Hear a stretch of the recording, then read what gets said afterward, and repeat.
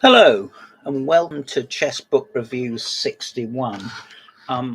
As I always have to say, I haven't done one of these for ages, but what I thought I would do is review this enormous tome.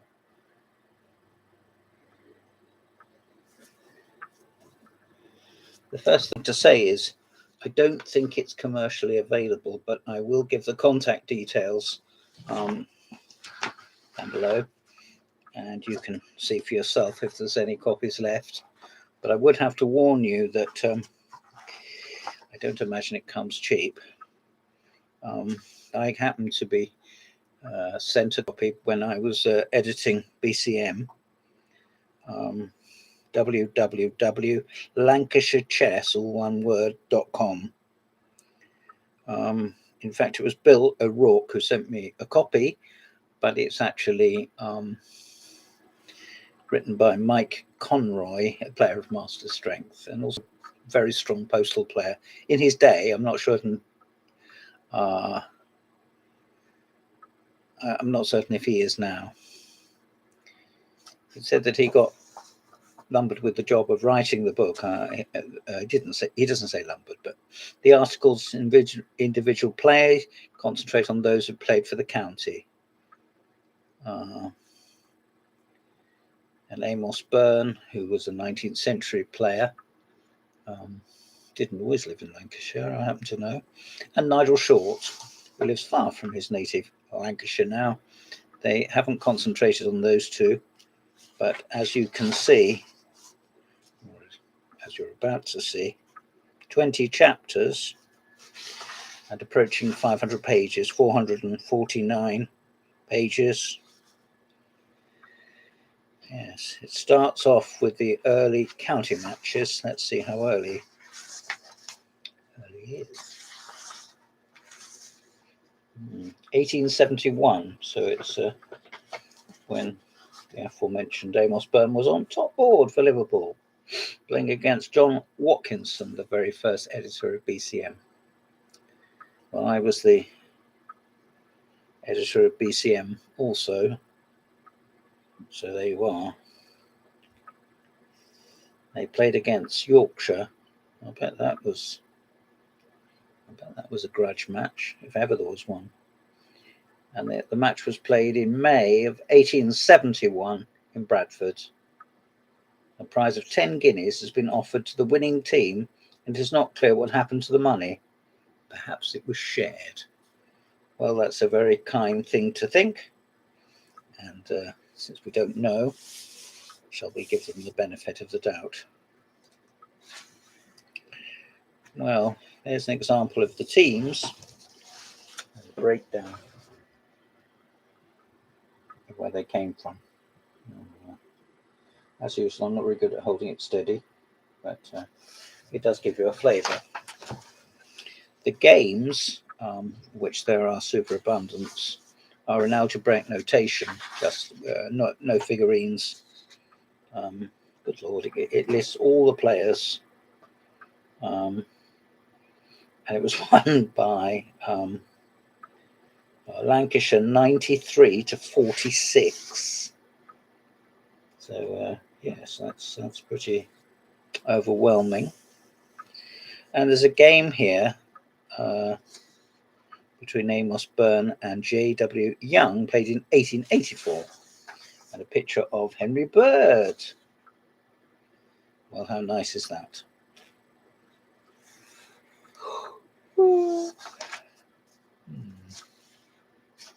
This is being recorded at gone 11 in the evening, so I'm ready for my bed, but I'm certainly going to look through this. Formation of the Lancashire Chess Association, Chapter 2. Lists some clubs. A letter from or to the president of the Manchester Chess Club invites the club representatives to take tea in Manchester Chess Club at 6:15 prompt. Will you kindly let me know as soon as possible if a representative from the club will be present, so that the necessary arrangements can be made? Oh, come on. Picture of Amos Byrne. bit of background. Obviously, Amos Byrne was, he said he never played for Lancashire. He was born in Manchester, I think, or nearby. Early years of the Lancashire Association and the Northern Union, which is the area. Pretty obvious, I suppose. Here we are playing against Amos Byrne was on board 2, and he played against E.A. Grieg. I've got a book by E.A. Grieg, I think very thrilling.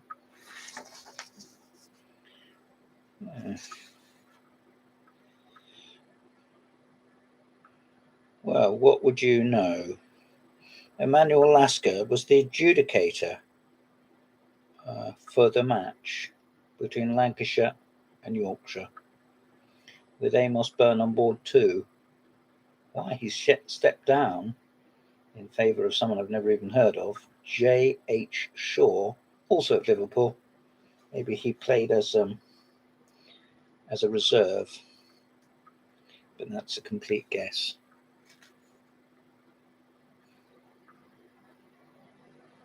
It says Jacques Mises was the first British player to be awarded the International Grandmaster title, which is absolute rubbish, but people think that. So I'm not about to launch into a discussion why he wasn't, but he wasn't. He was a German player, and he was a very old man when he was awarded the title, and he'd never represented England.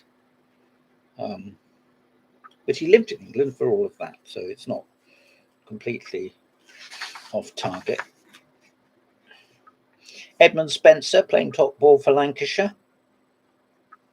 Various names, some of which I've heard of, and most of which, understandably, I haven't. Some interesting cartoons here, which is from BCM of 1903. There we are. There we are. Various old players.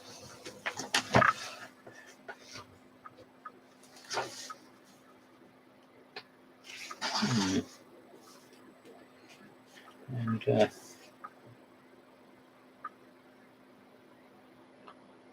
the Cheshire president's speech after the match pointed out the advantage of ancient and beautiful Cheshire over Lancashire's murky Cottonopolis. A reference, of course, to what they did for a living. Where there's muck, there's brass. 1908 Lancashire Championship by Alan Smith. That is Mr. A. Smith, that wrote for BCM when I was editing. A very loyal contributor, and he still writes for them. And he is a very good historian. Very thorough and involved, I would say. Yes, involved. This is mention of an all-play-all tournament, which was won by Edmund Spencer. And it gives some games. Not with notes, but it's probably, it isn't always necessary to annotate games, is it? Right, let's speed up a bit, otherwise we'll be here all night. Here we are in 1947, playing against my native Hampshire. And Hampshire have got George Thomas on top board. This is a 12-board match. And then Wilf Pratton, who worked for John Lewis's, and Julian Way's uncle on board 6, H.A. Way, and various players I've heard of. And Lancashire have P.C. Hode and W.A. Fairhurst, who became an IM. Yes, he did. Jack Wolstenholme. So there we are. Fairhurst was a Scottish player. Yeah.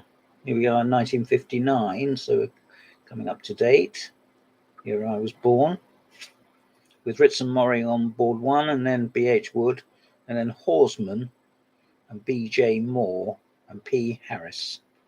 So all of these are names that are come down to us. And Fairhurst was on top board, and P.C. Hode, who did very well in the veterans, didn't he, in the days of the BCF Congress. Clifford Hilton on board 3. And here we are, coming much more up to date with Lancashire having no less a personage, and I'm sure he thought he was being downgraded for this, on board 7, the one and only Gerald Abrahams. Now, was his name Gerald Abrahams? Yes, it was. And they're playing against Cheshire with A.J. Booth and Vic Knox on boards 1 and 2, and Barry Green.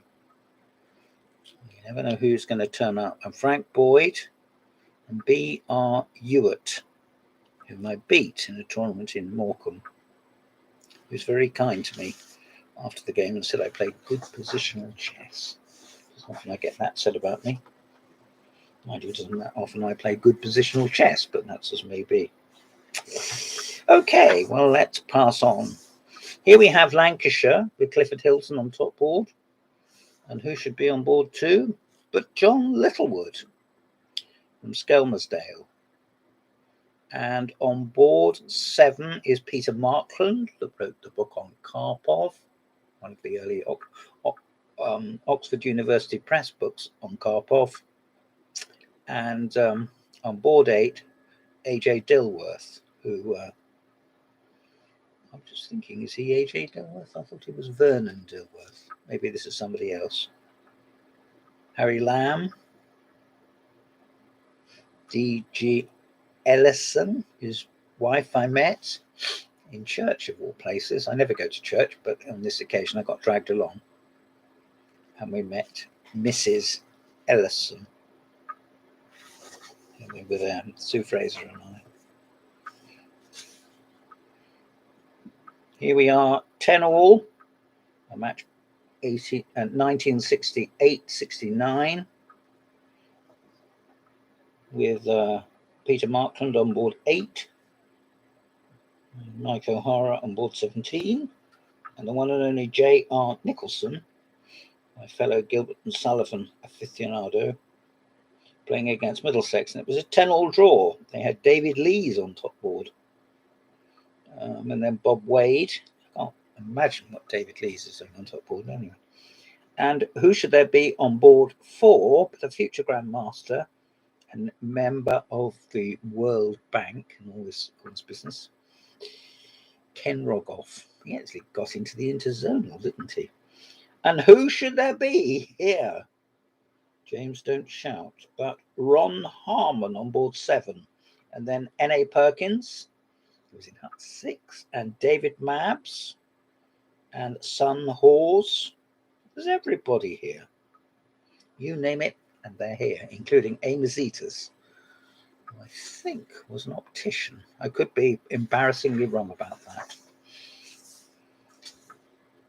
Here we are, playing against Essex. Peter Markland lost on top board against the one and only, and recently passed away, Jonathan Penrose. Essex were really on fire here.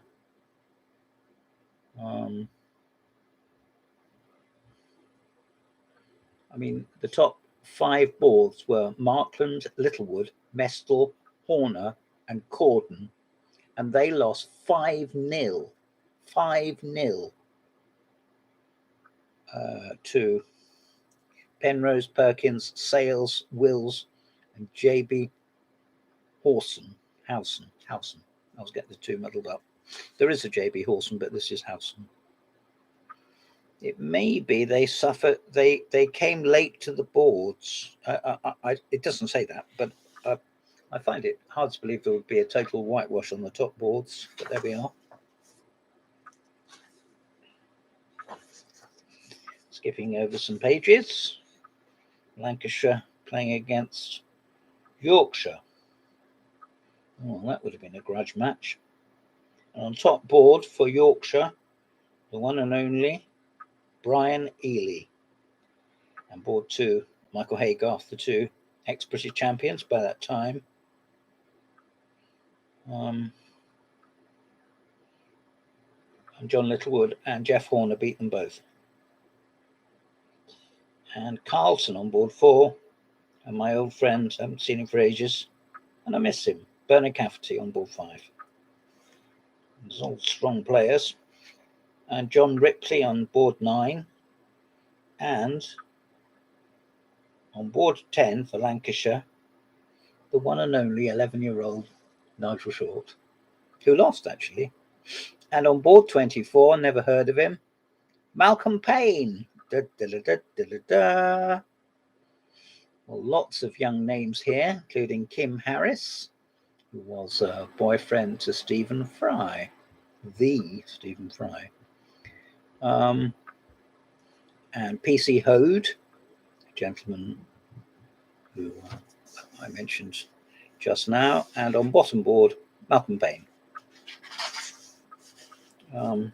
Here's a nice photograph. Photographs are not so great, but this one is worth having a look at. I think group photographs are not as popular now as once they were.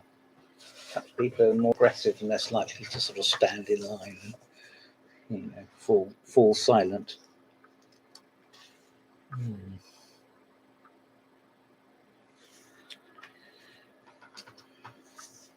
Lancashire beating Kent, a very well-organised county team. I remember when I went to the match between Hampshire and Kent many years ago, about 22 years ago, and Hampshire quite fancied themselves and were, if not at full strength, and at full hue and cry. And the match was tied, but Kent went through on board count. And the games were gone over by the Kent players with strong, consolation and, I think you played quite well and you were a bit unlucky there and all of this and more. And the Hampshire players, just as soon as they got finished, they just got up and left. So it's nice to see the camaraderie which existed with the Kent guys, many of whom weren't Congress players, although most of them were very strong. It was such a shame because Hampshire went to enormous lengths to get to put together a team, and they were let down at the last moment, which was a shame, but these things happen. Had that not happened, it may very well be, I'm going to say we, but they might have won. And this was in the BCF knockout county matches. I think it was probably a quarter-final match, and it was played at Basingstoke, here at Basingstoke.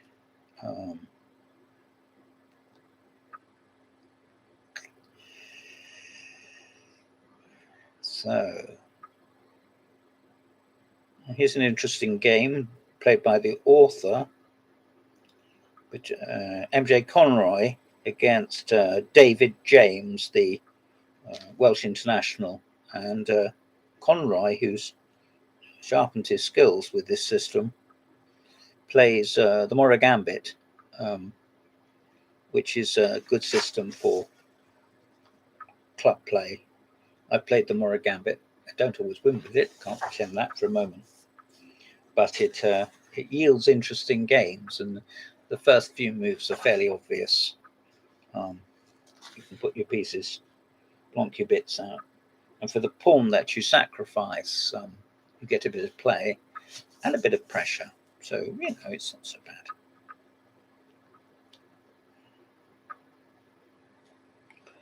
Here's Nigel Short again, stepping down because he was for the British champion, Paul Littlewood, who was on top board. I can't believe for a second that Nigel liked that, but he conceded and let Paul Littlewood play on top board. And his uncle, Norman Littlewood, and the late P. Botto of Wales as well, And who should there be on board 7 but Michael Haygarth? I think flitted to France before he died. He certainly went off the scene. There is S.C. Brown, who wrote to the ECF and said that even though he was under 21 champion, he didn't consider he was strong enough to play in the British Championships. It's not everyone that would have done that. Slightly shooting himself in the foot, but if that's what he believed and he said it, or put it in writing, then I think that commands respect, even if you don't agree with the sentiments expressed. Well, Lancashire drawing with Essex, with Brett Lund on top board. Well, I think Brett Lund might have gone abroad. I'm asked to be excused if I'm wrong about that. And here's Lancashire in 1990, losing to Kent very narrowly. And on bottom board for Kent, and he won his game, was that well-known player, Sir Stuart Milner-Barry.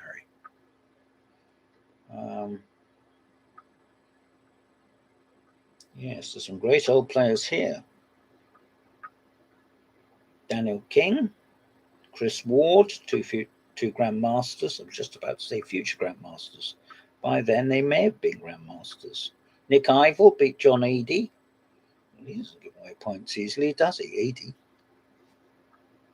I'm looking to see if they've got the game. No, it doesn't look like it. Never mind. It would be good to have it, though, wouldn't it? Here's Nick Ivell beating Alan Hanrack, who's also an organiser. Nick still plays a bit of chess, but he doesn't. I think he's something in the government, actually. Something in education, maybe.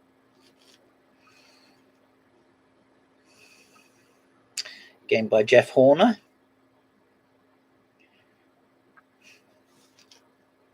Who leaves us as late as move 2 to play something irregular. Plays 2 B3 against the Sicilian.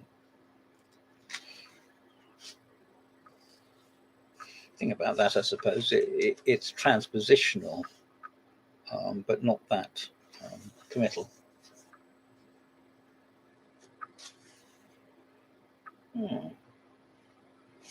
Some more annotated games. I much prefer that. Most of the games in here thus far haven't been annotated, but if you look at those notes here, I know you can't see the individual moves, but you can see the emboldened moves and the commentary, which looks illuminating.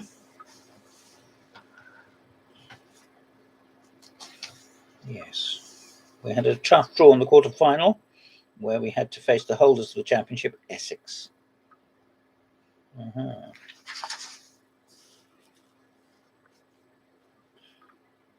Here we have Ben Haig beating no less a person than Mr. Julian Hodgson.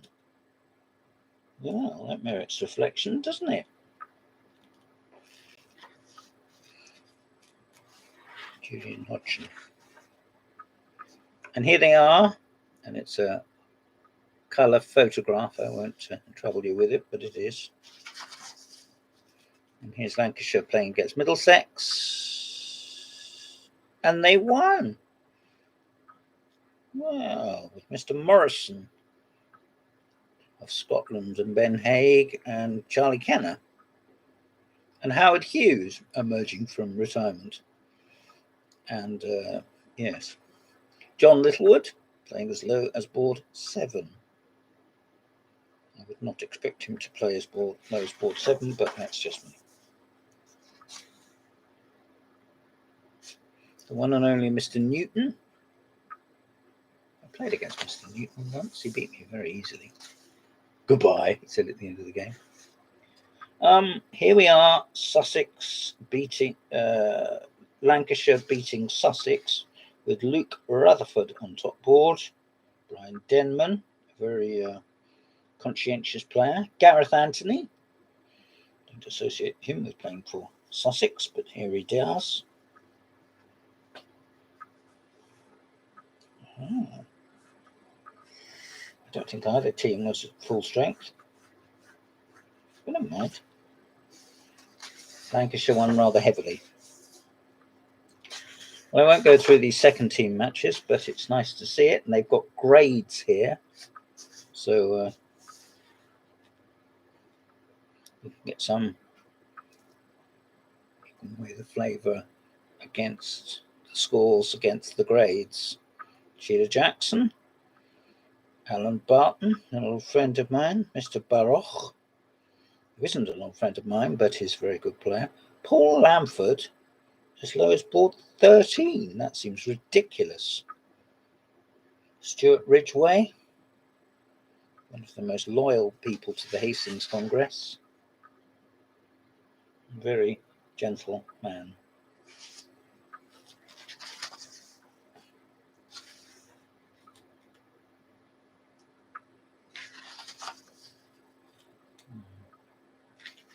Under 150. And a nice photograph of the under 150 champions who were Lancashire in 2002.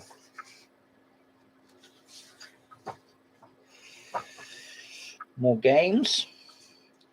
This is the championship, junior championships of 1975.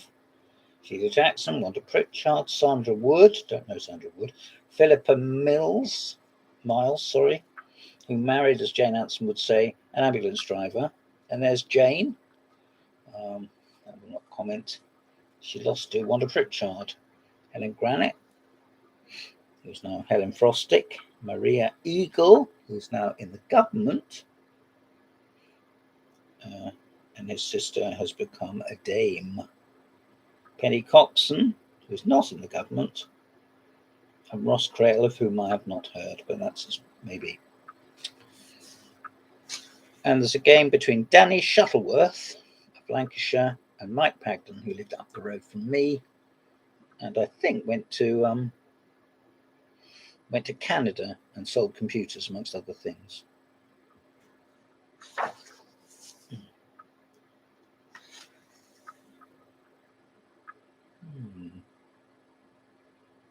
And here's Hampshire, with on top board Sharon Prince.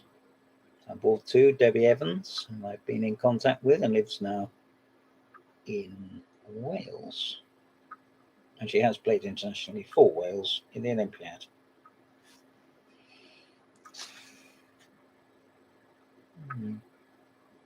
And here's a game against somebody called Hindle, who isn't Owen Hindle, but might be one of his children. And it's a Morra Gambit. I have to say that's about the third, if not fourth, Morra Gambit I've seen in here. So if you like E4, C5, D4, C takes D4, C3, this is the place to sign. Colour photograph of the under-12s team and the under-14 team. The boys, they look tough. And here we are back with the history of 19th century and 1942. I think this is the yes, this is the correspondence side of it. So this is postal chess in old speak. And who should be leading the team but G. Abrahams? Woo! Good old Gerald.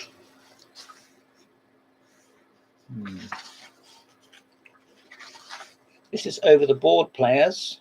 Photograph of the British Championship of 1946, which I think, although I haven't checked, was the first British Championship after the war, and it became an all-play-all. I wish it would go back to an all-play-all now. Sorry, it's the first that became a Swiss, and I wish now it would go back to an all-play-all. That's what I'm trying to say. They've changed the fonts here, which doesn't help people like me that don't find playing through games that easy anyway. But lots of games by Gerald Abrahams, because it's actually a profile. Gerald died on the 15th of March 1980. Oh, yes, I remember Malcolm Payne coming up to me at Phillips and Drew and saying that he was very ill. Best chess books, I must say, good word for Teach Yourself Chess. To the world he presented a tough and not very modest personality, but to his friends who knew him better, he would often have a sensitive soul and great willingness to help anybody in trouble.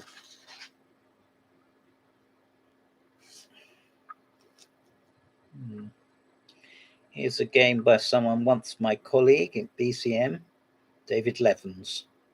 David has written several books recently, not just about chess. He's written, and he's also a whiz when it comes to tennis. He's a ref. Here's a profile of Reginald Broadbent. He was born in Durban. I wouldn't have known that. Here he is playing against Boglibov, who purports to the lowest form of insult, which was he lost a game and he said something like, "I'm playing like an Englishman." And here's Amos Byrne.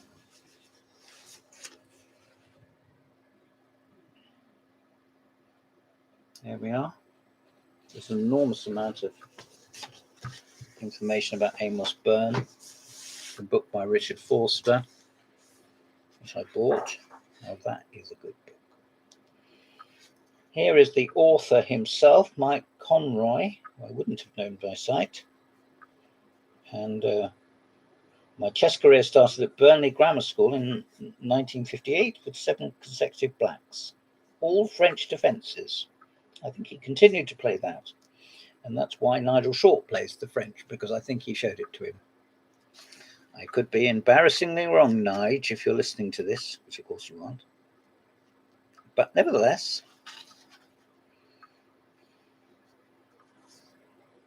Martin Corden. Yes, B.H. Wood said it's perhaps too early to consider him a new Alexander. And it was a bit, because he did play some rather reach-me-down systems. I think he played the wing gambit against Gligerich. It's not really what you should do against a world-class player, is it? But never mind. Here he is beating Smyslov, which was a lovely moment.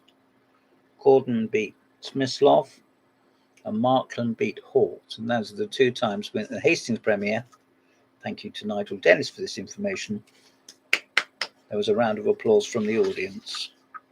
And here, squatting athletically, from the Robert Silk, A.H. Williams, M.J. Corden, P. Littlewood, and with a great suntan, A.J. Mestel. And right up about Gordon Crown, and a game against Jack Wolstenholme, and the British Championships of 1947, which was an all-play-all. Me having said that it became a Swiss, well, it did become a Swiss after the Second World War, but presumably I got my dates wrong. There was a tie between Broadbent and Harry Gollenbeck, with Gordon Crown in 3rd place.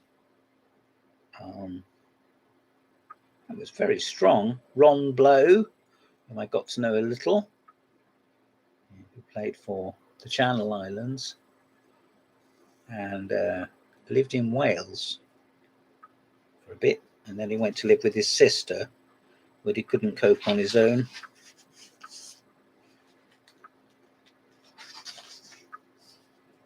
Here's a game between Gordon Crown and the one and only Kotov, yes, who wrote Think Like a Grandmaster, and he won.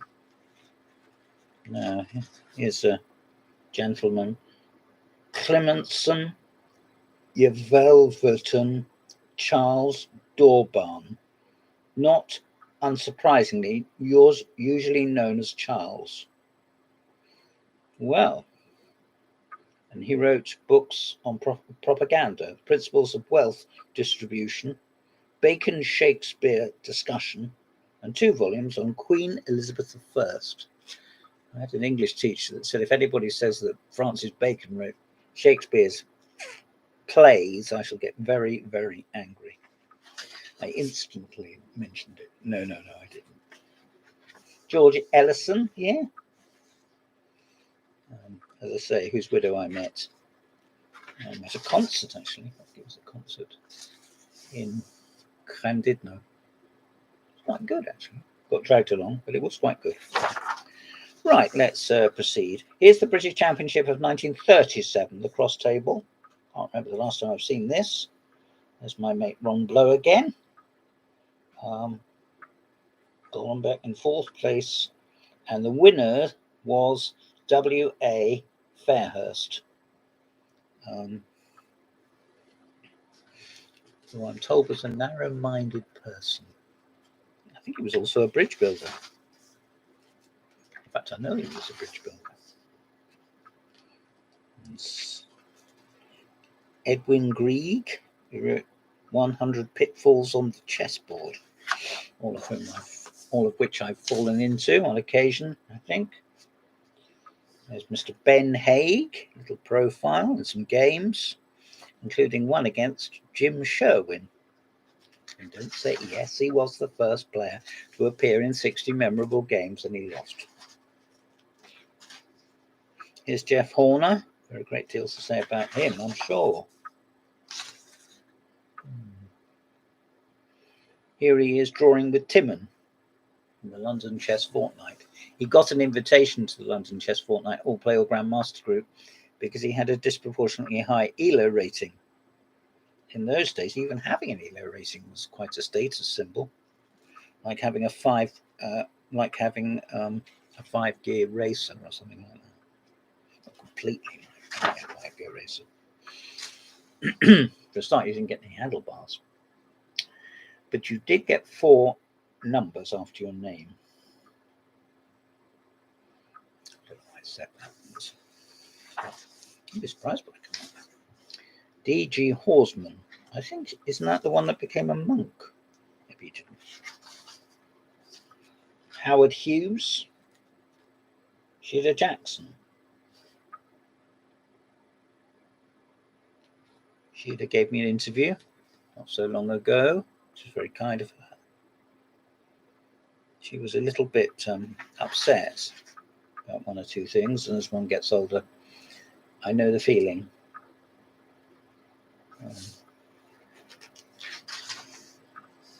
Which stopped her from playing that much because she got upset that some games weren't rated. A tournament in France. Vic Knox speaking Peter Clark, whom I wrote a book about. John Littlewood, Graham Lilly, the blind gentleman. And he beat David Norwood at Manchester in 1987.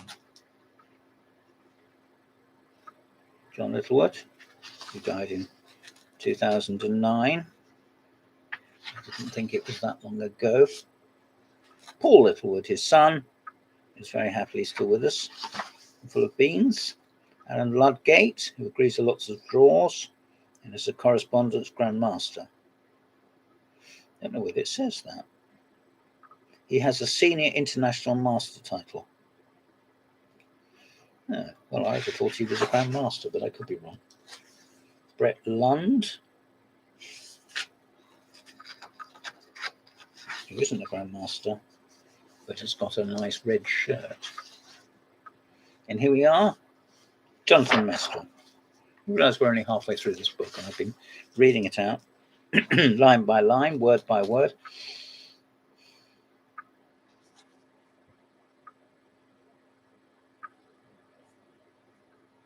Play was well underway when Manchester's top board, Jack Wolstenholme, arrived. He tried to reach his board without being spotted. He had no chance. My opponent pulled out a large watch from his waistcoat and let loose a volley of tut-tuts. I was most impressed. After the game was drawn, he kindly went over the game and showed me where I could have played better. Games by Alfred Milner are not easy to find. Well, they might have said that Alfred Milner was not originally Lancastrian. He hailed from behind all right. His name was Melzina. Oh.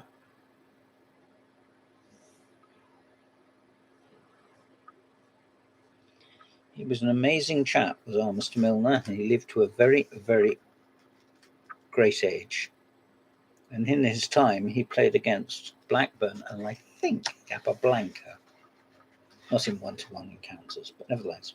Graham Morrison always looks to me too sensible to play chess at all. And also his wife used to play a bit too in my section. Jim Nicholson, here, I think he's passed away, it doesn't say that. David Norwood, Malcolm Payne, Mike O'Hara, well-known golfer who I played against once. And in the post-mortem, he said, "You know more about this than I do." And considering we were both French defence players, that's a very high compliment. I said, "Yes, I do know lots about it." So there we are. John Owen, well-known cleric. I'm saying that because I can't remember if he was, I think he was Vicar of Hooton. Owen was decisively beaten in the match by Morphy in 1858. Well, considering Morphy was one of the strongest players of the 19th century, bar none, he played 1b6 and he beat Morphy in London 1858, if you want to look it up. And here he is playing against Steinitz. Steinitz played a form of the Dutch, but lost. Here's Malcolm Payne. Everyone knows Malcolm. There he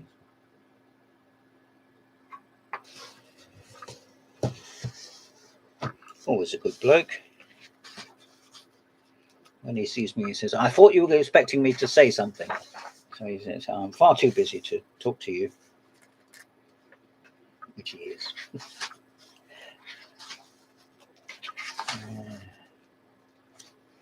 Here's a player who's faded out completely. Never heard of him. Nigel Short or someone.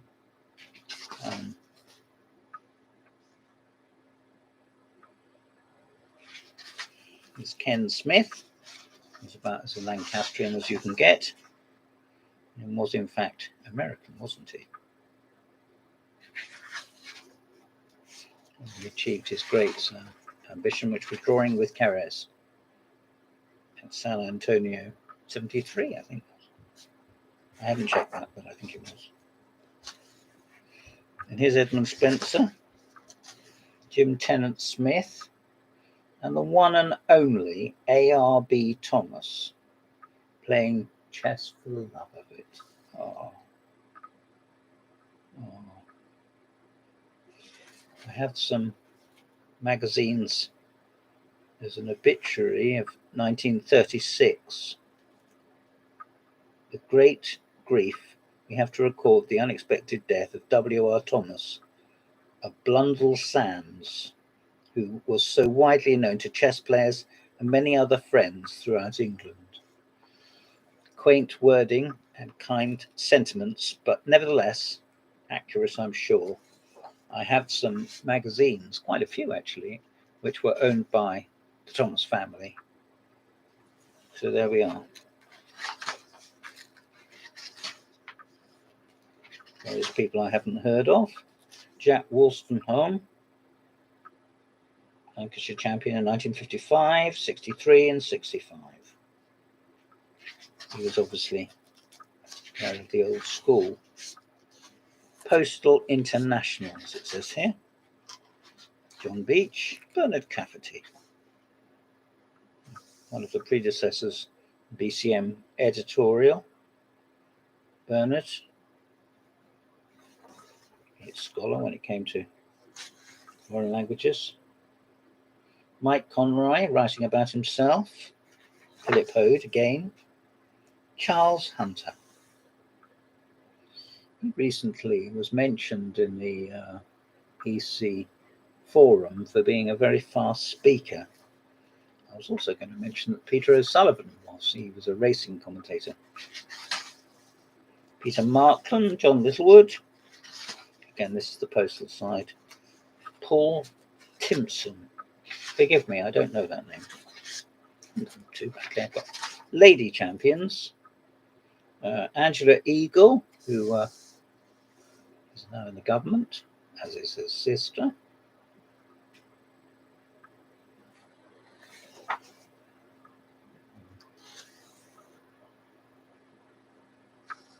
This is Lancashire juniors.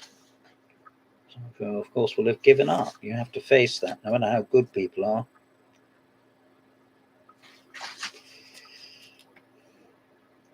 A.W. Beardsworth, area history. This is of the clubs. Chess in Blackpool, league tables, photographs of a club, chairman of the board, Postal Catholic Club chess team. I'm not sure you would ever get a Catholic club chess team in the south of England. Don't mean that disrespectfully to them, not at all. But I don't think you would. Nick Ivel drawing with Beliavsky. That was in the last round of the Lloyd's. Well, no, in the last round of the Lloyd's Bank. Julian Hodgson, who was doing very well, lost dreadfully to Beliavsky in a Benko Gambit.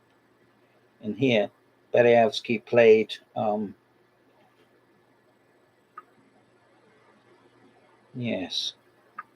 Played an early C4. Beliavsky played the Wade system. Bishop d7 and then out to b5 to exchange off the bishop in an advanced French, which he did against Karpov, it says here.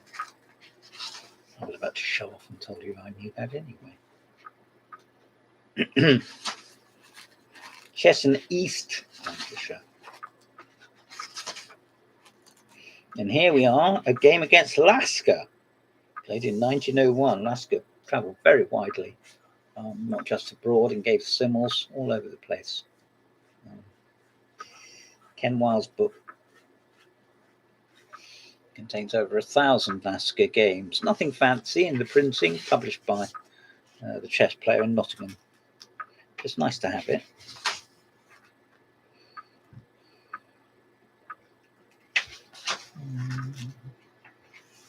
There's a league match and a picture of Bert Evans. Well, Bert Evans, I haven't heard of you. Here's a game between Julian Farrand and the one and only Bernard Cafferty. We have the record, Julian Farrand, for the shortest win in the British Championships. And here we have P.H. Clark and Bernard Cafferty, the game I gave in my biography I wrote about P.H. Clark. And there's a picture of Bernard, who's from Burnley, playing against Kenneth Lloyd. I'd very much like to know if Ken Lloyd or David Lloyd, are still alive.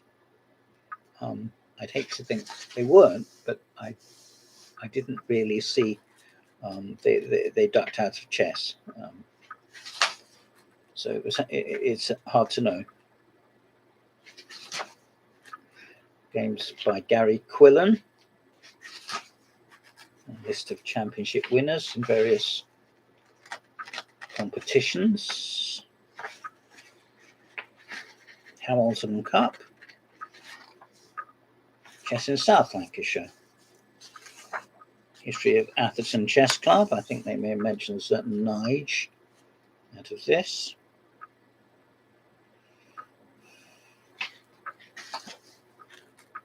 Brief History of Urmston Chess Club by Dennis Paul Owen.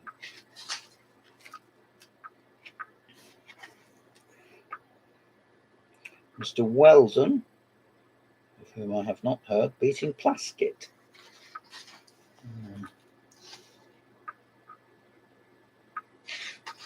Here we are.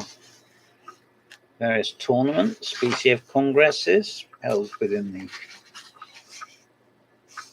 county of Lancashire. Vic Knox playing against Giblin. Godfrey Heathcote. That is a name I know. And here is a mate in two with Godfrey, which he's composed. Lots of old photographs. Appendix 1. We've gone through over 400 pages here, so you hang fire.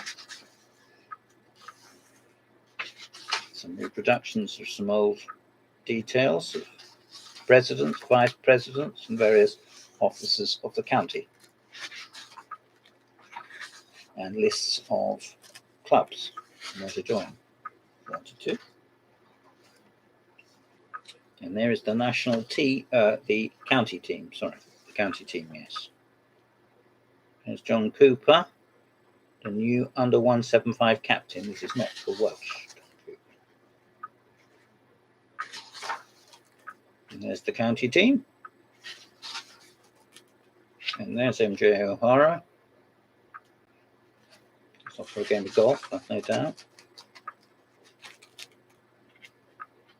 And there is Alan Barton. He's a friend of mine. I haven't seen him for ages, but he's a friend of mine. Several not very strong players. And there's a picture of John Littlewood with all his hundreds and hundreds of children. And here is the index, and that is the end. Well, that's the longest chess chinwag I've ever done. This has been Chess Book 61. I'm James Pratt. Thank you for your forbearance. And this book there, A History of Lancashire Chess. Goodbye.